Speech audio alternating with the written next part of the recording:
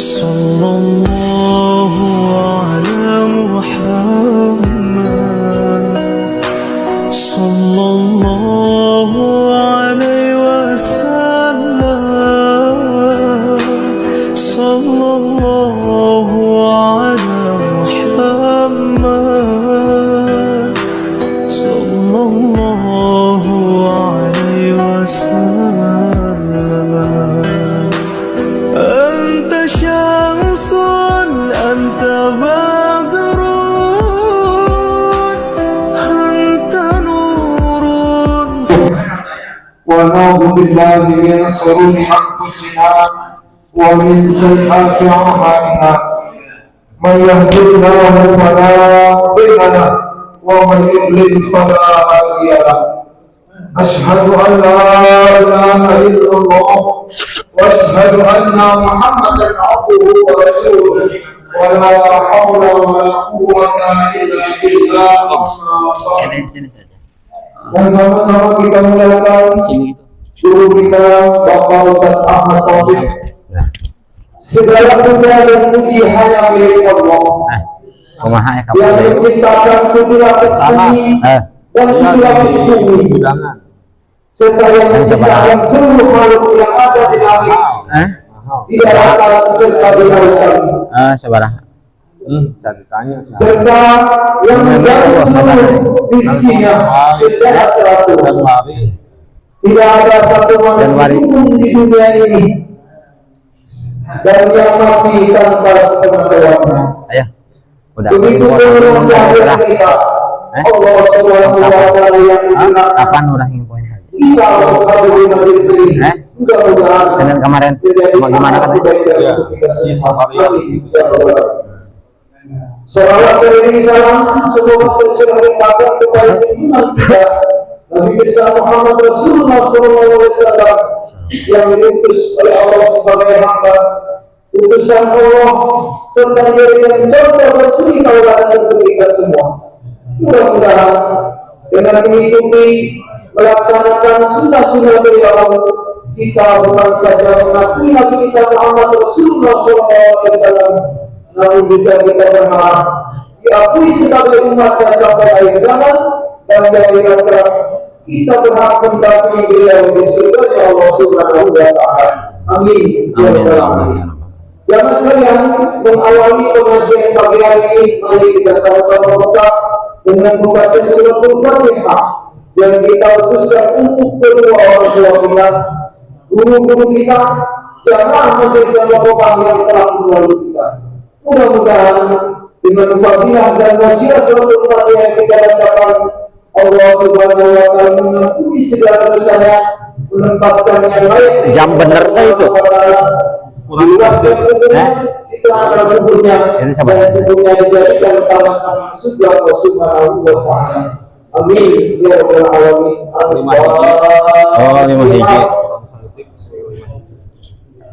Bismillahirrahmanirrahim. Iyyaka na'budu wa iyyaka nasta'in ihdinas siratal mustaqim. Shiratal ladzina an'amta 'alaihim ghairil maghdubi 'alaihim waladdallin. Amin. Selanjutnya untuk membuka pintu digerai berharap segala keinginan, maksud dan tujuan kita dikabulkan oleh Allah Subhanahu wa Ta'ala. Mari kita ikuti lantunan surah Nabi yang dipandu oleh kita Bapak Jamal. Padanya dipersilakan.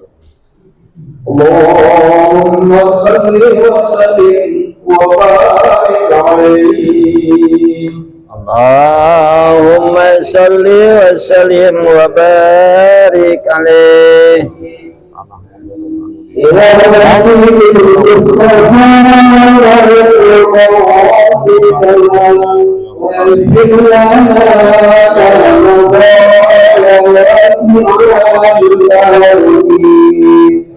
Rabbi bil Mustafa Malik maqasidah wal-bir lana ma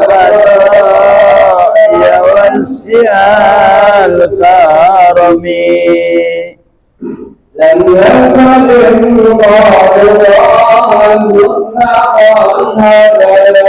ولا تزال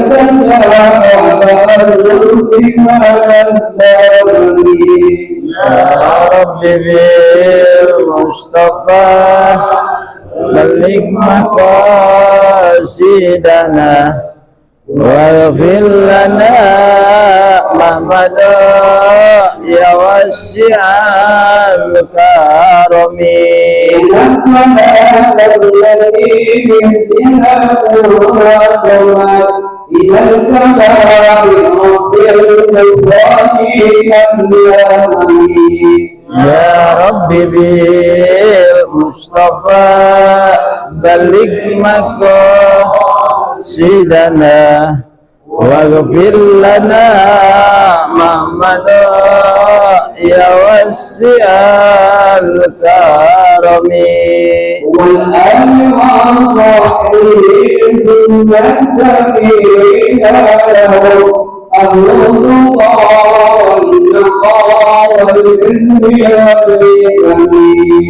يا رب بالمصطفى بلغ مقاصدنا واغفر لنا ما مضى يا واسع الكرم اللهم صل وسلم وبارك عليه اللهم صل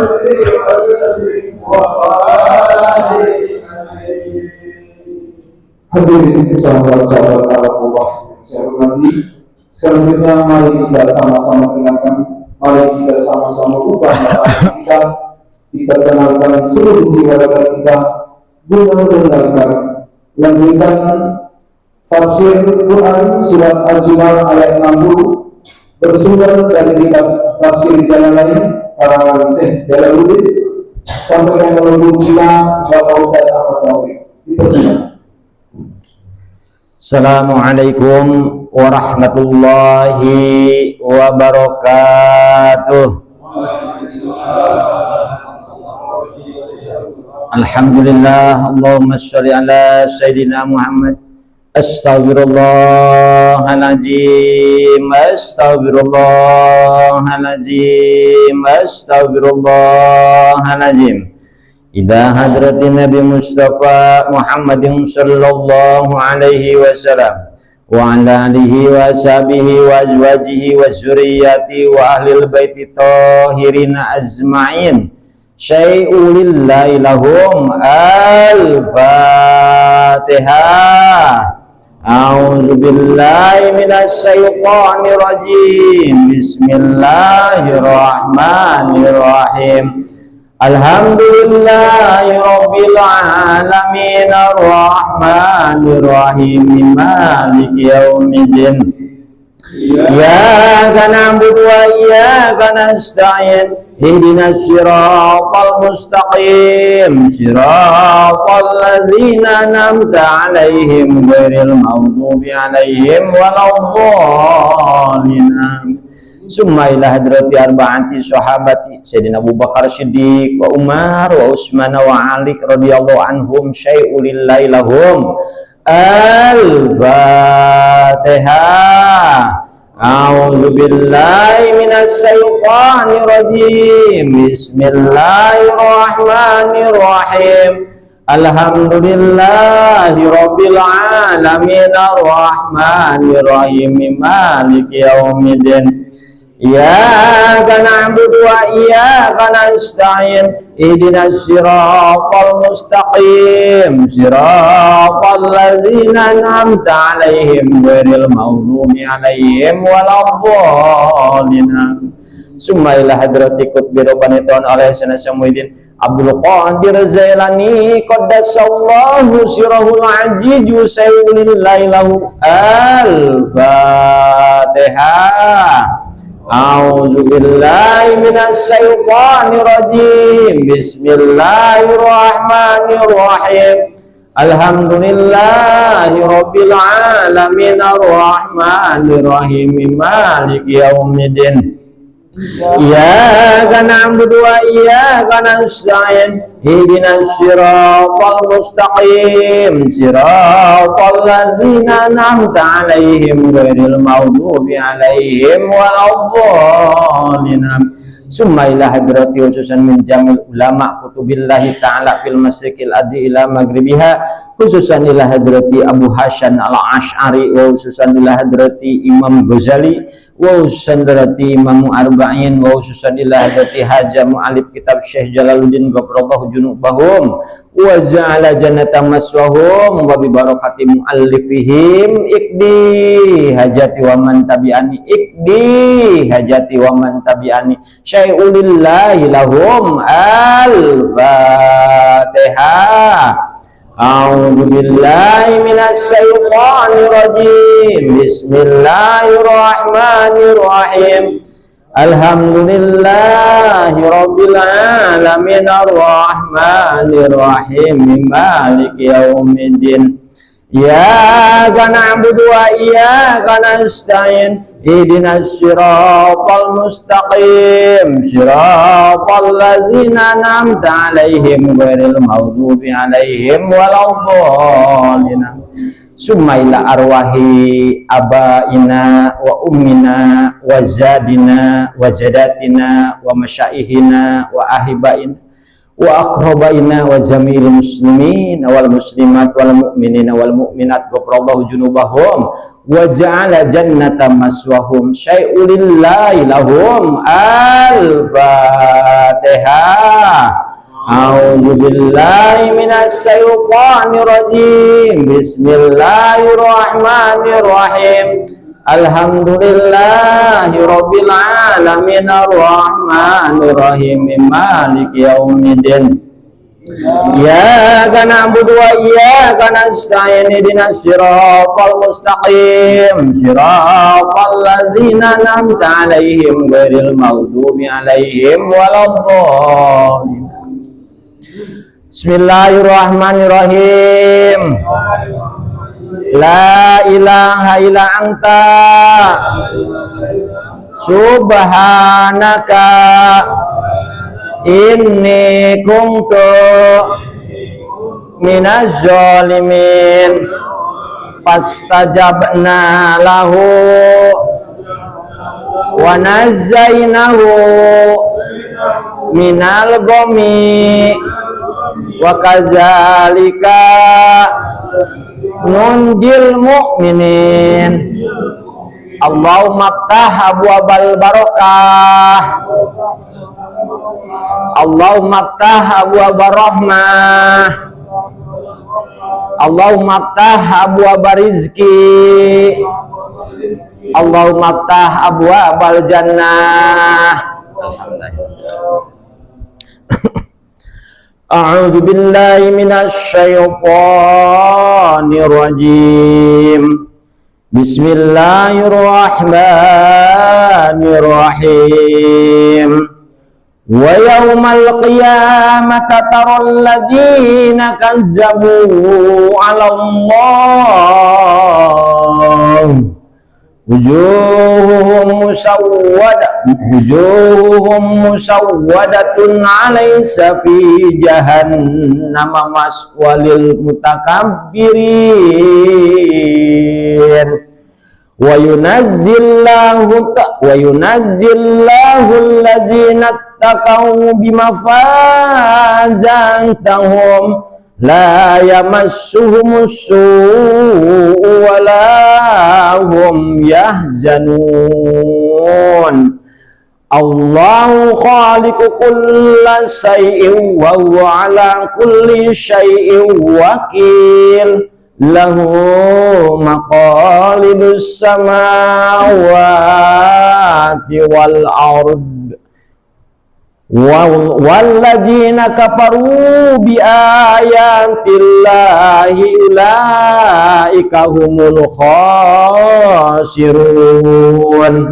Allahu a'lam bimuradi. Wa yaumal kiamati, dan pada hari kiamat taru maka makal melihat alladzina kafaru sab alladzina kadzabu sab orang-orang yang bohong ya lajina. Allah atas Allah binisbati syirki dengan dinisbatkan musyrik ilaihi terhadap Allah wujuhuhum utai wajah-wajahnya hum ing alladzina kazzabu musawwadatun iku dihitamkan sama Allah. Alaisa fi jahannama, bukankah di dalam neraka jahanam itu maswa lil mutakabbirin, tempat pulangnya orang-orang yang sombong semua ke Allah. Wa yunazzi, dan menyelamatkan Allah syafa Allah alladzina taqau, kepada orang-orang yang takwa bima fajatihim, dengan kebahagiaan-kebahagiaannya him ing ladzina taqau. Alhamdulillah, muji syukur hakikat ke Allah subhanahu wa ta'ala yang sudah memberikan nikmat sama kita, nikmat iman, nikmat Islam, juga nikmat sehat walafiat, sehingga kita bisa hadir kembali di majelis ta'lim yang mulia ini. Mudah-mudahan istiqomah kita sampai ila ajalin musamma, sampai ajal menjemput nyawa kita semuanya, Pak ya. Mudah-mudahan kita diistiqomahkan sama Allah. Bapak-bapak, kemarin kita cerita tentang kolbu, di mana penyakitnya kolbu kemarin. Yang pertama adalah tuluul amal, banyaknya keinginan. Yang kedua selanjutnya adalah takabur, sombong, Pak. Kalimat takabur ini diambil dengan kalimat dengan wazannya tafa'ala ya tafa'ulu tafa'ulan. Wazannya takabbaro ya takabburu takabburon. Mananya sombong, mananya sombong atau membanggakan diri. Nah, itu sombong namanya. Takabur ini pas sifat takabur ini al-mutakabburu sifatullah. Takabur itu sifat Allah, Pak, bukan sifat manusia. Jadi takabur ini sifat Allah, bukan sifat manusia. Makhluk Allah yang ngambil sifat takabur ini hanya satu-satunya, yaitu setan, Pak. Jadi yang ngambil sifat takabur ini setan. Si setan kemudian ditularin ke Fir'aun, Pak. Jangan sampai sifat takabur ini ditularin juga ke kita, Pak. Ini sifat sombong, Pak. Allah subhanahu wa ta'ala sudah menjelaskan di Al-Quran, aba wastakbaru wa kana minal kafirin, sombong, kagak mau setan suruh sujud ke Nabi Allah Adam alaihissalam. Enak aja saya pakai sujud ke Nabi Adam, hebatan saya dijadikan tuh si setan, Pak. Saya mah dari api, Nabi Adam mah dari tanah. Nah, akhirnya dilanat sama Allah subhanahu wa ta'ala. Makanya manusia kalau sombong dilanat sama Allah, Pak. Dilanat sama Allah ini sombong, sifat sombong ini, Pak. Fa'innahu al-mukhlikatu ra'san. Sombong ini, Pak, adalah kepalanya kerusakan ibadah kita ke Allah. Dengan sombong ini rusak semua ibadah, Pak. Ngetin sama kita, rusak kita. Bahkan dijelaskan kata para alim ulama, walau annal insana kana manittaqan nasa wa 'alamuhum wa 'abuduhum la summa takabbur 'alan nas la ahbatallahu taqwahum wa ahbata ibadatahu. Kalau saja ada manusia dia paling ahli takwa, paling hebat takwanya di alam dunia ini, paling hebat ilmunya di alam dunia ini, paling hebat ibadahnya di alam dunia ini, kemudian dia takabur ke Allah subhanahu wa ta'ala, habis amalnya, Pak. Habis amalnya, dimakan sama takabur tadi, sombong tadi, Pak. Nah, ini sifat sombong nih yang ada di kolbu kita. Nah, ini, Pak. Jadi batal semua ibadah, wa'apola ibadah tuh, batal semua ibadah-ibadahnya ke Allah subhanahu wa ta'ala ketika mempunyai sifat ini, sombong ini, Pak. Sombong ini siapa aja kena, Pak. Alim ulama bipadlihi, menyombongkan diri karena diberikan sama Allah kelebihan dia, sombong. Gara-gara dia tenar misalnya, sehingga dia membanggakan dirinya sendiri, sombong, dia habis ulama itu, Pak. Cuman ada yang bisa ngolah, ada yang nggak bisa ngolah. Khawatirnya kita sombong ini kagak bisa ngolah. Nah, itu yang dikhawatirkan. Al-Ghani bipadlihi, orang kaya sombongnya dengan diberikan kelebihan sama Allah harta kekayaannya, sombong dia. Nah, ini sombongnya, Pak. Apalagi orang kayanya yang kagak ngaji, kagak bisa ngolah, Pak. Kagak akan bisa ngolah. Nah, ini kesombongan. Orang cakep diberikan kekayaan, diberikan kesombongan sama Allah dengan kelebihan dia cakep dah, mentang-mentang cakep, mentang-mentang ganteng misalnya, sombong dia. Begitu pula orang bodoh kena penyakit ini, Pak. Gimana seorang bodoh itu menyombongkan dirinya, menyombongkan, memberi orang lainnya, Pak. Lu mah belum seberapa, bapak gua mah ibadahnya dari pagi sampai sore ibadah terus menerus. Jadi nyombongin orang lain. Harta lu mah nggak seberapa. Saudara gua mah yang di sono, hartanya banyak bang. Sombong, menyombongkan dirinya itu menyombongkan orang lain. Sombong dia. Nah, ini kesombongan ini, penyakit ini, Pak. Sombong ini penyakit. Jangan didiemin, bawa ke pengajian, bawa ke majelis taklim. Ini obatnya begitu, Pak. Obatnya ini kesombongan. Nah, ini kesombongan, tentang kesombongan. Makanya wanti-wanti kalau katakan jeng Nabi Muhammad sallallahu alaihi wasallam, al-kibaru batrul haqqi wa ghamtun nas. Kesombongan itu akan menolak semua kebenaran. Wa ghamtun nas akan mengecilkan manusia. Jadi sombong itu akan menolak kebenaran, akan mengecilkan manusia. Saya yang paling hebat di alam dunia ini, gak jauh dari Firaun. Firaun gara-gara ngaku Tuhan karena kan dia menyombongkan diri. Orang lain mah kecil, udah bisa diperintahin sama saya semuanya. Bagaimana Firaun? Firaun mah wajar sombong, kekuasaannya banyak dia. 3 negara dia kuasain. Kita orang nggak punya, sombong ngapain? Apa yang kita sombongin? Yang disombong-sombongkan tentang dunia, tentang jabatan, tentang semuanya angus. Semuanya akan hancur. Ngapain kita nyombong-nyombongin nih? Nah ini yang di kolbu kita harus diperbaiki. Kalau kita masih ada penyakit ini, habis amal kita, Pak. Habis amal kita. Amal mutakabbiru fakana asli minal iblis. Takabur asalnya tadi dari iblis. Begitu pula wa amal harsu fakana asli minal adam. Keinginan yang berat itu asalnya dari Nabi Allah Adam alaihissalam. Ketika Allah subhanahu wa ta'ala kilalahu al-jannatu kulluha muhabbatan ila haji sajarah, kata Allah, Adam, boleh kamu menikmati semua yang ada di dalam surga ini kecuali satu, yaitu pohon yang dilarang sama Allah. Ini rupanya Adam keinginannya kuat, akhirnya si pohon tadi dideketin sama Nabi Allah Adam, akhirnya dimakan buahnya sama Nabi Allah Adam. Karena keinginan. Jadi keinginan itu, Pak, ada yang keinginan boleh, ada yang keinginan tidak boleh. Kalau Allah melarang keinginan itu, jangan. Kita kuat, saya mengikutin orang. Apaan? Mau pinjol misalnya. Padahal dilarang sama Allah. Kata Allah jangan, kata Allah haram itu. Rasanya kuat, dia nggak bisa dikendaliin. Akhirnya dia terjerumus terhadap dosa karena mengikuti keinginannya yang kuat. Nah ini. Yang ketiga hasud, nanti insya Allah besok hasud awalnya dari Qabil dan Habil. Dimana cerita Qabil dan Habil nanti insya Allah minggu besok kita. Orang yang mempunyai sifat ini sebutnya adalah amradul qulub, sakit hatinya, Pak. Jadi orang yang mempunyai sifat takabur, hatinya itu amradul qulub, sakit dia, Pak. Badannya sehat ya, cuman punya penyakitnya sombong. Sama, itu lebih bahaya dibanding badan yang sehat, Pak. Nah ini karena bakal menghancurkan semua amal kita, Pak. Ingatin sama kita apa ya?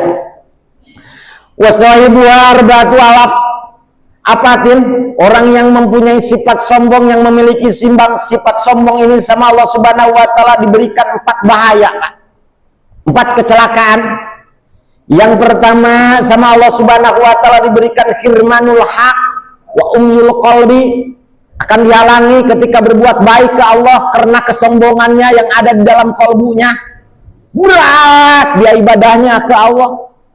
Berat ngikutin ngaji dia, berat bangun tahajud malam, Kenapa? Karena di kolbunya ada penyakitnya. Apa penyakitnya itu? Sombong tadi. Makanya berat, harus khawatir kita ya. Ketika kita disuruh tahajud kagak mau, disuruh ngaji kagak mau, ya harus khawatir, periksa badan kita.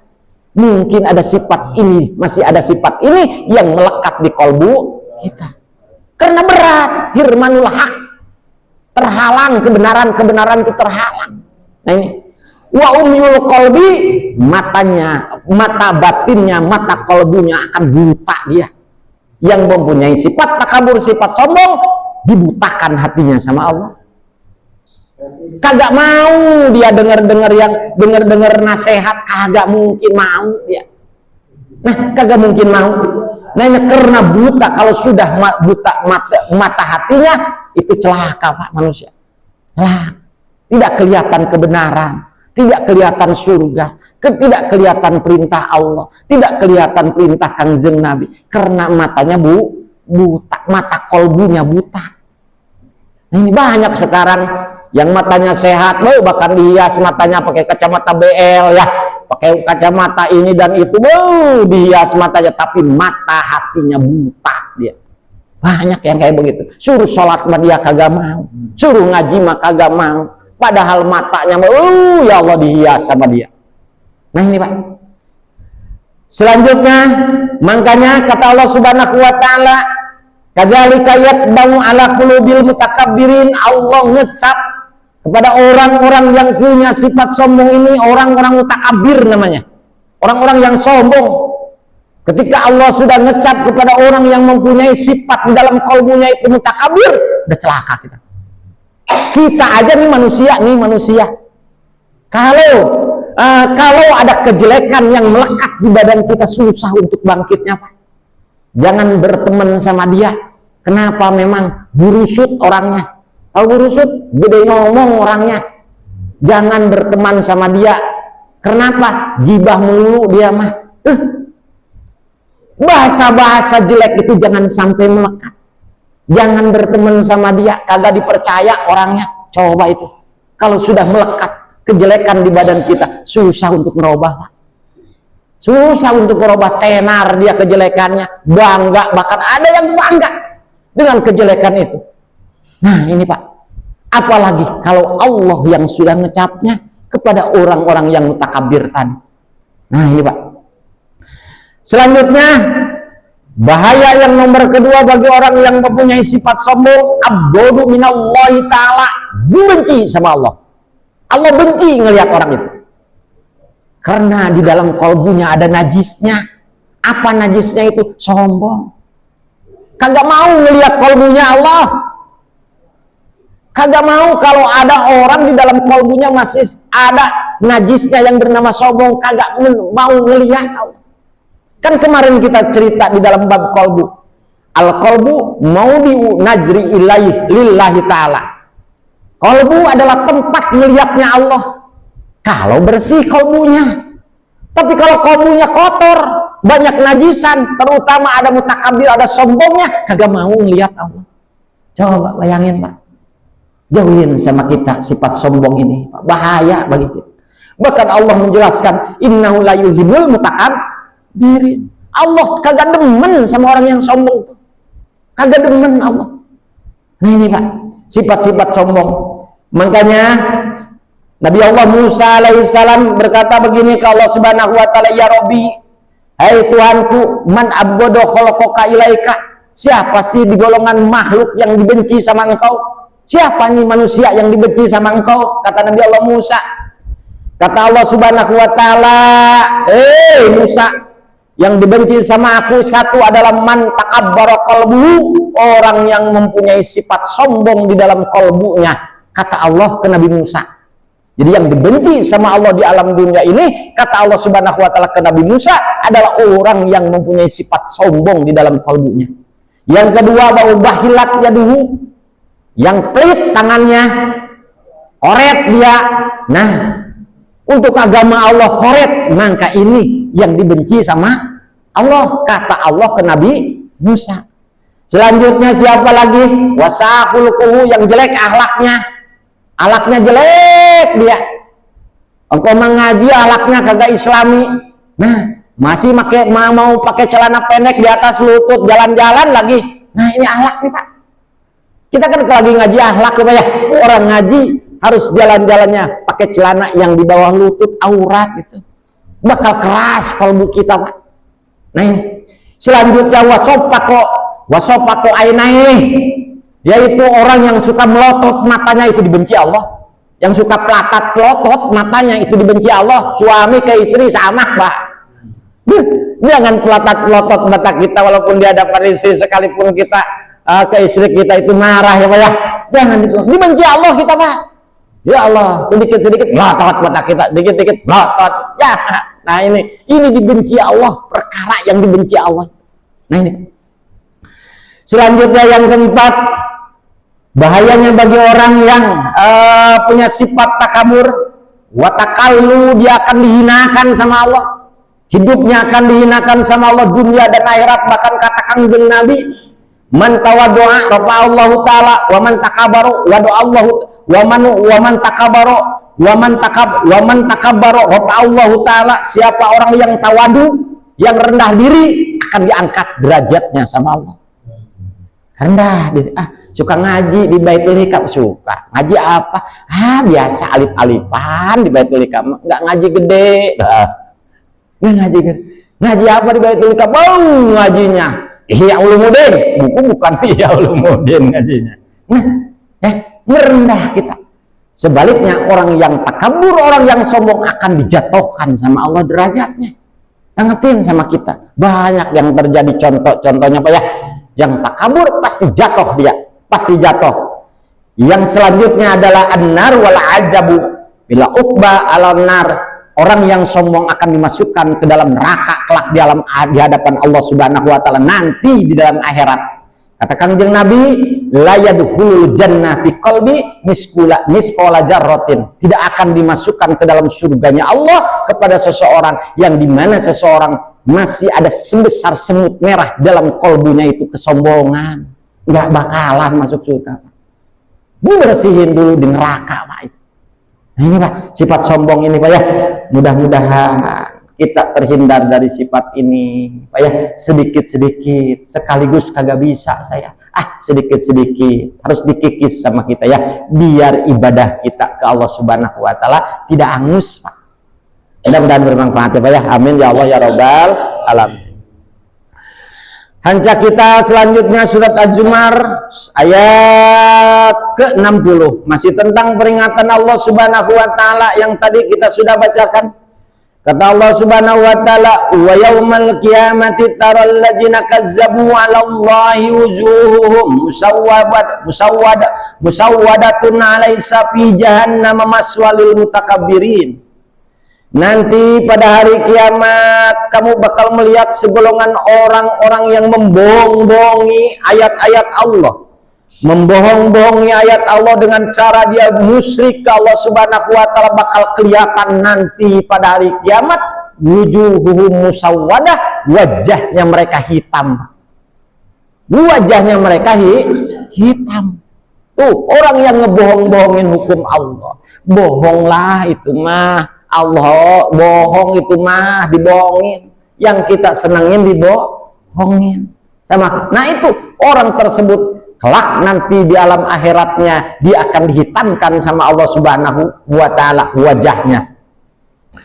Bahkan Pak, kata Kangjeng Nabi Muhammad sallallahu alaihi wasallam, ja'ala bani Adam, di dunia aja udah ketahuan Pak. Ja'ala bani Adam ala samanihi solin, Allah menjadikan Bani Adam, putra-putrinya Bani Adam jumlahnya ada 8 bagian. Dibagi 2, arba'un li ahli jannah wa arba'un li ahli nar. Bisa ketahuan wajahnya. 4 bagian buat ahli surga, 4 bagian lagi atau 4 macam lagi buat ahli neraka Pak. Wajah yang pertama yang ahli surga, wajhun malihun. Wajahnya yang manis dilihat, suka senyum berarti Pak. Kelihatan sama orang nggak punya duit juga senyum melulu. Nah, contohnya Waun mana? Contohnya si Waun. Pokoknya mah senyum. Tapi jangan senyum sendirian Pak. Khawatir. Kalau senyum sendirian khawatir ya. Senyum sendirian. Jadi dilihat sama wajahnya sama orang itu senyum. Memang menyembunyikan kesusahan di dalam kolbu ini susah, Pak. Bahkan al-qalbu mir'atul wajhi. Kolbu itu kacanya hati. Kalau kolbunya suram, hatinya juga akan suram. Kolbunya mengkilat, ya hatinya juga mengkilat. Nah makanya kosongin kolbunya kita dengan selalu berbanyak zikir ke Allah. Biar tenang pikirannya, Pak ya. Nah ini. Jadi wajah yang pertama bisa kelihatan di alam dunia, orang wajhun malihun, wajahnya manis dilihatnya. Ya Allah, melihat dia saya nggak ada marahnya. Nah ada bahasa begitu tuh, melihat dia nggak ada marahnya, selalu senyum. Nah ini.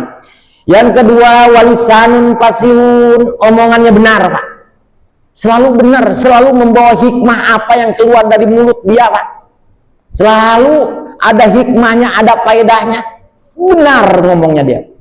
Tuh tanda-tanda ahli surga tuh. Yang ketiga adalah wa qalbun taqiyun, hatinya takut dia ke Allah. Kalau dengar-dengar siksa Allah takut dia. Kalau dengar-dengar hukum Allah udah takut aja dia mah. Akhirat diutamain dibanding dunia dia mah. Nah ini qalbun taqiyun, hati yang takut, itu tandanya orang ahli surga.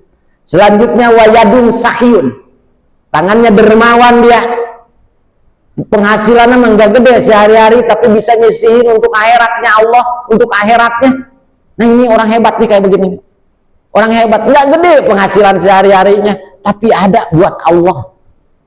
Wayadun sakhiyun, tanda ahli surga ini tanda ahli surga. Tanda ahli neraka diantaranya wajhun abisun. 4 ahli neraka nih, wajahnya yang merengut, wajahnya kayak beno, monyong. Udah khawatir nih, kagak ada nikmat-nikmatnya ngelihat wajah dia, nggak pernah nikmat. Nah ini tanda-tandanya ahli neraka, judes minta ampun. Ya Allah, ke temen aja judes, apalagi ke orang lain, kecut wajahnya, pahit banget ngelihat wajahnya. Tanda ahli neraka itu, Pak. Makanya pulang ngaji kita senyum-senyum ketemu di jalan orang, ya Pak ya, biar jadi ahli surga aja. Jangan kita wajah kita kecut, dilihatnya sama orang judes, ahli neraka kita, Pak. Nah ini, kebini kita juga sama, Pak. Kebini kita juga sama. Selanjutnya adalah walisanun paisun, apa yang dikeluarkan di mulutnya dia selalu nyakitin banget. Sakit banget orang kalau dia ngomong, ya Allah. Nah ini, Pak. Tatunya badan kita mah sembuhnya seminggu paling, Pak. Tapi kalau kamu ditatuin orang lain, Pak, sebulan belum tentu sembuh, setahun juga belum tentu sembuh, bahkan sampai mati orang. Banyak yang dendam, Pak, banyak yang sakit hati, Pak, ke bawah mati. Hati-hati, walisan pahisun ini, hati-hati apa yang dikeluarkan dari mulut kita, jangan nyakitin orang lain. Walaupun sekalipun benci, tahan sama kita. Nah ini. Yang ketiga, wa qalbun sadidun, tanda-tanda ahli neraka adalah kolbunya keras dia. Nasihat orang lain kagak mau, malah ngecilin ustadznya malah dikecilin. Ya Allah, ngaji di situ. Nih bahaya nih orang kayak begini, Pak. Disebutnya ahli neraka dia. Yang terakhir adalah wayadun bahilun, tangannya perit perepet jahe, Pak dia. Buntut kasiran, pahit, dia susah dia. Kalau udah masuk duit ke dia, kagak ada yang keluar untuk Allah, kagak ada. Padahal tengetin sama kita, Pak. Allah ngasih rejeki sama kita itu. Kalau kita dipercaya sama Allah, itu rejeki kembali enggak ke Allah. Besok Allah nitipin lagi. Ibaratnya seseorang, kita nih nitipin duit ke emak kita di kampung. Nitip nih ke teman kita 500.000, nyampe ke emak kita 500.000, besok kita berani nitipin 1 juta, Pak. Besok berani kita nitipin 1 juta, Pak, karena dipercaya. Tapi kalau kita nitipin duit ke emak kita di kampung 500.000, yang datang 100.000, nggak percaya, mungkin nggak gede-gede, kita percaya mau percaya, mungkin nggak gede-gede. Begitu pula Allah ke kita, Pak. Nitipin rezeki ke kita, balik nggak ke Allah? Kalau nggak balik ke Allah Subhanahu wa Ta'ala itu rezeki, boro-boro Allah percaya ke kita. Kemarin aja dititipin 1 juta sama aku, kata Allah, enggak kembali ke aku kok. Nah, bisa sadar kita, Pak ya. Ini mungkin salah satu yang menyebabkan rezeki kita syarat. Mudah-mudahan kita berpikir sebelum saya. Nah ini Pak, orang-orang yang dimana membohong-bohongkan ayat-ayat Allah, yusaku ada Allah Ta'ala ilan nar. Di dalam kitab Tambiul Ghafilin dijelaskan tasudul wujuh wa tajurul ayunuhum. Mereka digiring sama Allah Subhanahu wa Ta'ala masuk ke dalam neraka itu dengan tasudul wujuhum, wajahnya hitam, matanya melotot dia Pak. Digiring dia semua ke dalam neraka Pak. Ya Allah. Begitu pajan tahu ila dia istakbaltum jabaniyata bisalasili wal aglal. Begitu masuk dia ke pintu neraka, udah malaikat jabaniyah udah siap dengan rantai dan borgolnya Pak. Kita dirantai, kita diborgol, orang-orang yang membohong-bohongin ayat Allah Subhanahu wa Ta'ala. Mending rantainya cuma tangan, rantainya dimasukin ke dalam mulut, keluar di dubur Pak. Orang yang ngebohong-bohongin ayat Allah begitu Pak. Ya Allah, gimana kita gambaran neraka jahanam? Neraka jahanam itu Pak, kholakon nar jahanam alpaamin hatah marot hatam jadot hatas suadat. Neraka jahanam Allah Subhanahu wa Ta'ala membikin apinya aja dari neraka jahanam bermula. Allah Subhanahu wa Ta'ala menyalakan api di dalam neraka jahanam 1000 tahun lamanya dipanasin itu neraka jahanam Pak, sampai warnanya merah. Kemudian ditambah lagi sama Allah Subhanahu wa Ta'ala 1000 tahun dinyalain lagi sampai warnanya putih. Kemudian dinyalain lagi sama Allah Subhanahu wa Ta'ala 1000 tahun itu neraka jahanam sampai warnanya hitam kelail seperti malam hitamnya Pak. Dipanasin dulu Pak. Itu buat siapa? Buat orang-orang yang membohongi ayat-ayat Allah, dicemplungin di situ neraka jahanam Pak. Ya Allah, itu neraka jahanam. Neraka jahanam memang gimana gitu? Menurut kitab Tambiul Ghafilin la yuskinulah buat tidak berhenti kobarannya Pak. Ngobar terus menerus Pak. Enggak berhenti itu kobaran api neraka jahanam Pak. Ya Allah. Walayat Pak jamruha, tidak mati baranya, tidak akan mati.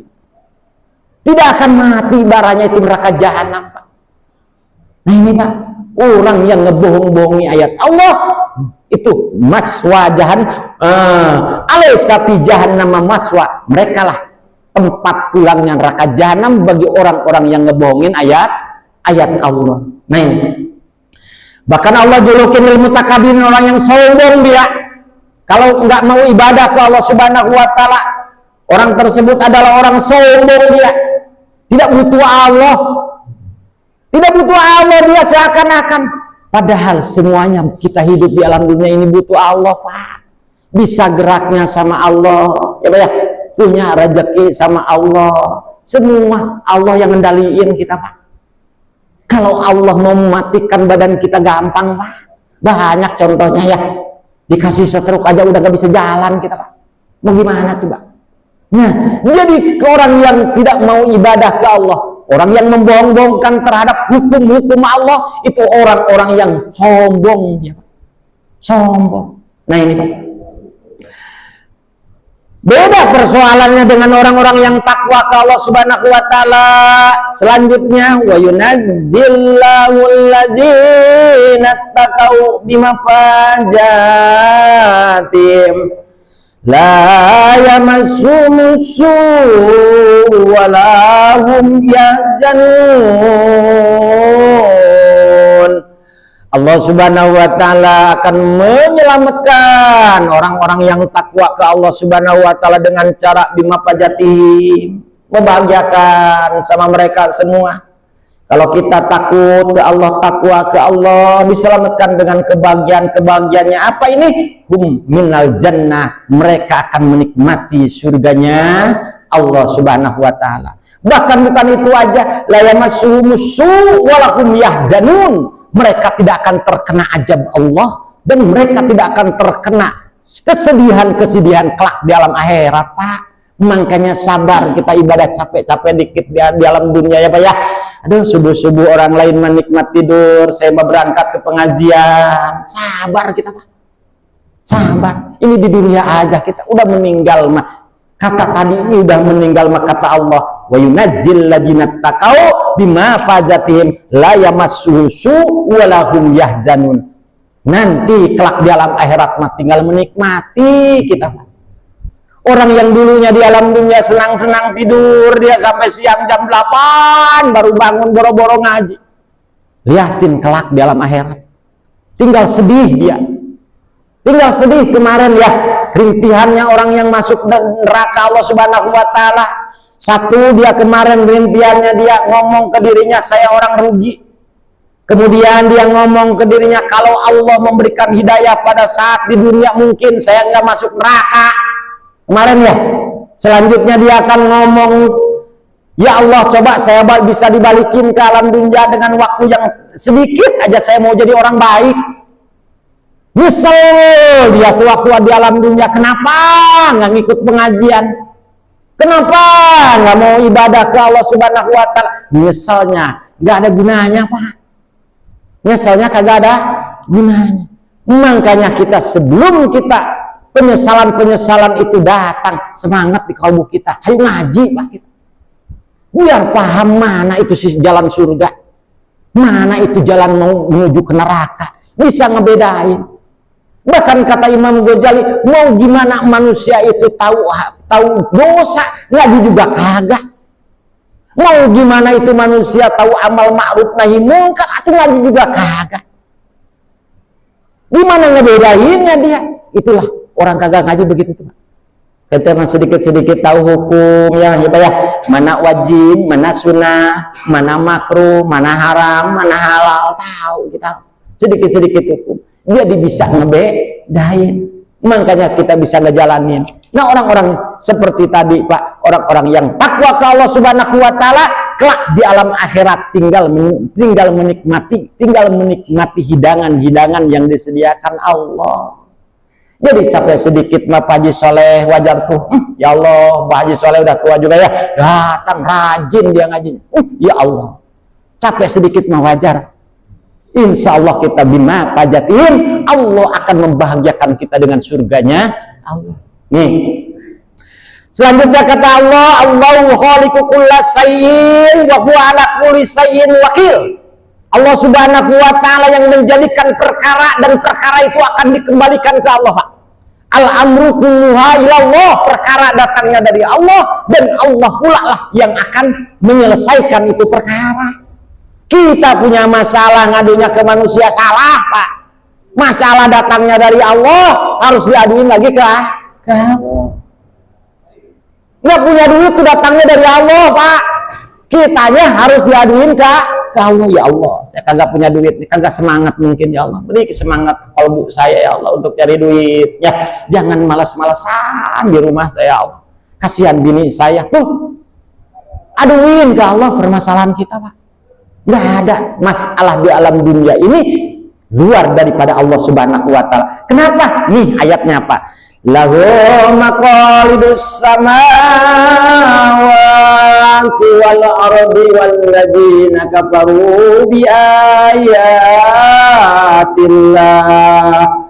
ulaika humul khasirun. Lahu milik Allah maqalidus samawati wal ardi, kunci-kuncinya langit, kunci-kuncinya bumi itu milik Allah Pak.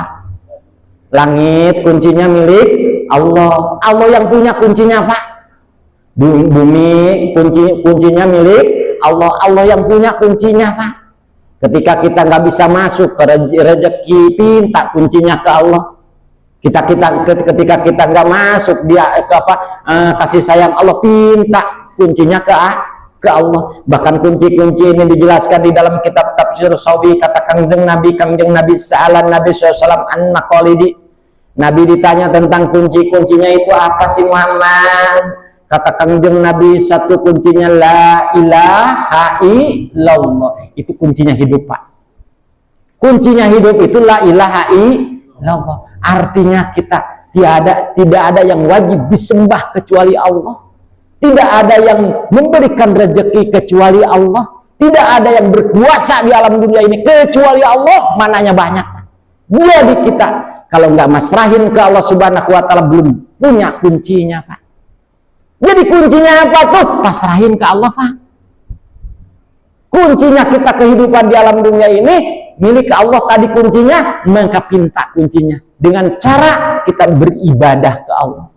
La ilaha illallah. Satu itu kuncinya. Kedua, katakan Nabi, kuncinya tadi adalah kalimatnya Allahu Akbar. Allah yang maha besar. Masalah kita besar menurut kita.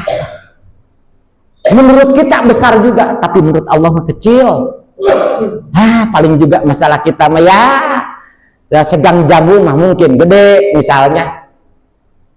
Sekecamatan Tangerang mau banyak yang lebih gede lagi masalahnya. Menurut kita mah gede, menurut Allah mah kecil. Allahu Akbar, Allah yang maha besar. Aduin sama yang maha besar, Pak. Jangan ngaduin yang di bawah kita. Salah kita ya, Pak ya. Selanjutnya kunci surga adalah subhanallah wa bihamdi wa astagfirullah wa la haula wa la quwwata illa billah. Itu kunci-kuncinya surga. Subhanallah, istighfar kita yang banyak. Kalimatnya la haula wa la quwwata illa billah, kemana-mana. La haula tidak daya dan tidak ada upaya. Ya Allah, saya untuk ibadah kepadamu kecuali gerakan engkau. Tidak ada yang bisa menghindar maksiat ya Allah kecuali gerakan engkau. Untuk isinya la haula wala quwwata illa billahil aliyil azim.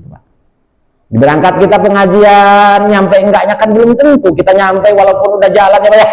Makanya bacain sama kita bismillahi tawakkaltu ala Allah la haula wala quwwata illa billah. Nyampe enggaknya itu Allah yang punya menggerakkan. Kadang-kadang kita di tengah jalan udah jelas mau ngaji, tengah jalan ada yang ngajak ngopi, belok kita ngopi dulu. Ngopi dulu. Digerakin sama Allah ngopinya itu. Makanya pinta ke Allah Subhanahu wa Ta'ala. Jadi kuncinya tadi Allah yang punya, Pak. Coba kita bayangin kalau Allah ngunci. Seperti Allah ngunci langit, ngunci matahari aja manusia. Dikunci matahari sama Allah nggak keluar. 2 hari misalnya manusia nggak keluar, gelap, wah bau semua Pak. Bau alam dunia ini Pak. Waduh mau gimana nggak baunya ini alam dunia, orang mataharinya kagak ada, mau gimana? Penyakit mungkin banyak, gatal-gatal mungkin banyak Pak. Kalau Allah mau ngunci matahari aja nggak keluar Pak. Ya Allah, udah kebayang kita, biangsaknya kita ya Pak ya. Jangankan matahari 2 hari Pak, kita mati lampu sedetik 2 detik aja marah-marahin PLN Pak ya. Habis PLN dimarah-marahin. Saya bayar tapi tetap aja mati mati. Listrik naik dulu mati aja tetap. Itu baru Pak. Baru apa PLN? Belum langit, belum matahari Allah kunci coba. Begitu pula Allah kalau mau kunci Pak. Hujan di langit sama Allah Subhanahu wa Ta'ala dikunci sama Allah. Kagak hujan-hujan, kemarau. Kita pernah kemarau 7 bulan lamanya Pak. Manusia teriak dari air ke sana kemari, digali-galiin itu gunung-gunung, lembah-lembah digali-galiin. Coba Pak, nggak dikasih hujan 7 bulan aja sama Allah, padahal kita hidup sudah bertahun-tahun nggak dikasih 7 bulan aja kita teriak semua ya Pak, teriak semua. Kalau Allah sudah ngunci hujan gimana Pak? Begitu pula kalau Allah Subhanahu wa Ta'ala memberikan hujan terus-menerus juga masalah. Seperti banjir sekarang ini Pak ya. Nah ini Pak. Kemudian Allah Subhanahu wa Ta'ala bumi juga, kalau sawal ardi bumi juga kalau Allah kunci, Allah yang punya kuncinya. Kata Allah, hei tanaman tumbuh. Coba kalau kata Allah kuncinya nggak dikasih. Kata Allah, hei tanaman nggak bakalan tumbuh, kamu kering semua, nggak tumbuh. Mau makan apa kita Pak? Mau makan apa? Kagak ada yang jadi di bumi ini. Mau makan apa? Dan kunci-kuncinya Allah istimewa sekali kalau kita pikir-pikir ya Pak ya. Pikir-pikir Pak. Talas Bogor nih. Kuncinya dibuka di Bogor, rasanya nikmatnya pulennya bukan main Pak. Coba ditanam di Tangerang, Cangor Pak rasanya. Kagak enak Pak rasanya. Beda. Begitu pula ubi Cilembu Pak. Di kampung Cilembu tuh, Bandung ya Pak ya. Kalau ditanam didinya mah rasanya kayak madu Pak. Apalagi di open ya, kayak madu. Ditanam di Tangerang jadi ubi biasa Pak. Karena Allah yang punya dikunci sama Allah. Tuh, kentang dieng misalnya, pulennya bukan main tuh dieng. Ya Allah, kalau dimakan pulen, coba ditanam di Tangerang, belum tentu jadi kentang dieng walaupun bibitnya dari dieng, Pak. Itulah kemahabesaran Allah. Kemahabesaran Allah. Oleh karena itu tadi Pak jelas, al-amru kulluha ilallah, perkara kita semua serahkan kepada Allah. Kagak kepikiran kita nyerahin, jangan kepikiran kita nyerahin masalah ke orang lain, ya Pak ya. Harus nyerahin masalah itu ke Allah. Kita itu minallah, dari Allah lahir, Pak. Wabillahi, demi Allah, selalu demi Allah kita ibadah itu demi Allah. Nanti terakhir kita ilallah, menuju Allah lagi. Jadi hidup dan mati kita seperti kita sehabis apa, ketika kita sholat suka kita ikrarkan, suka tetapkan sama kita di dalam kalbu kita, inna sholati wa nusuki wa mahyaya wa mamati lillahi rabbil alamin. Hidup dan mati kita hanya untuk Allah, Pak.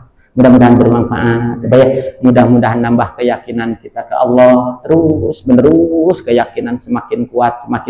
Akhirnya kita dengar ajab Allah itu netesin air mata, gitu, Pak. Tetesin air mata.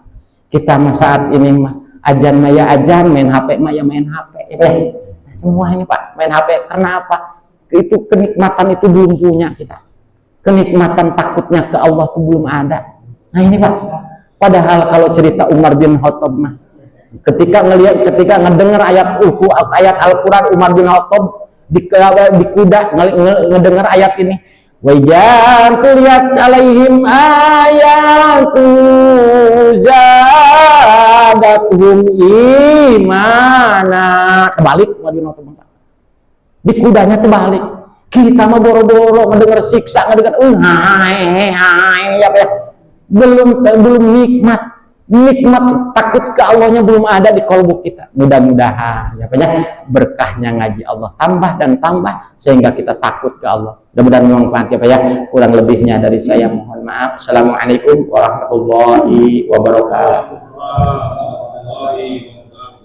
Alhamdulillah, demikian Bapak sekalian lanjutan penjelasan atau tafsir surah Al-Jumu'ah ayat 60 yang begitu jelas pada untuk kita semua. Namun ada tadi kata-kata yang selalu terbiang di hadapan kita, penyakit bangun menjalan kepada seluruh manusia, salah satunya kita. Dengan sifat sombong, seluruh amal ibadah kita habis seperti api melahap kayu bakar, tiada tersisa. Karena tidak akan masuk surga orang yang di hatinya ada sedikit sombong, walaupun hanya sebesar semut kecil yang merah yang tidak terlihat oleh mata tertentu. Oleh karenanya, yuk sama-sama kita periksa hati kita masing-masing, diri kita masing-masing, jangan sampai ada sedikit di hati kita rasa sombong, karena ini habis amal kita dan tiada tersisa. Jemaah sekalian, seperti biasa, supaya tidak penasaran, sebetulnya sudah siang dan sudah jelas penjelasan tadi, namun untuk menutupi rasa penasaran dari jemaah sekalian, kami silakan untuk bertanya. Ya Pak. Suatu dari penjelasan tadi ada dua hal yang saya kurang. Pertama adalah model seperti apa sifat sombong yang bisa dikelola oleh seorang muslim. Yang kedua, apakah berlaku untuk seorang perempuan ketika di dunia ini sudah terlihat orang-orang yang akan masuk surga, yaitu dia mempunyai sifat ramah dan murah senyum? Apakah itu berlaku untuk seorang perempuan? Terima kasih. Apakah sifat apa tadi? Sifat sombong dan ramah. Yang pertama. Apa PR tadi yang pertama? Model sombong yang oleh seorang muslim. Model sombong apa yang ditolak sama Allah? Yang dikelola.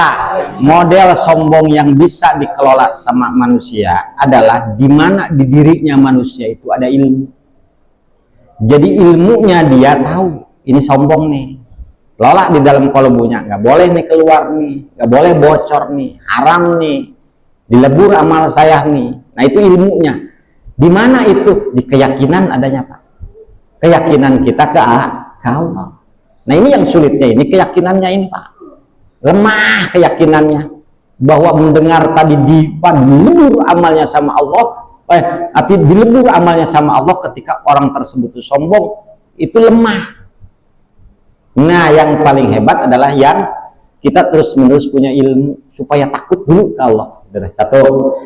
Kedua tadi jawabannya yang kedua, senyum apa?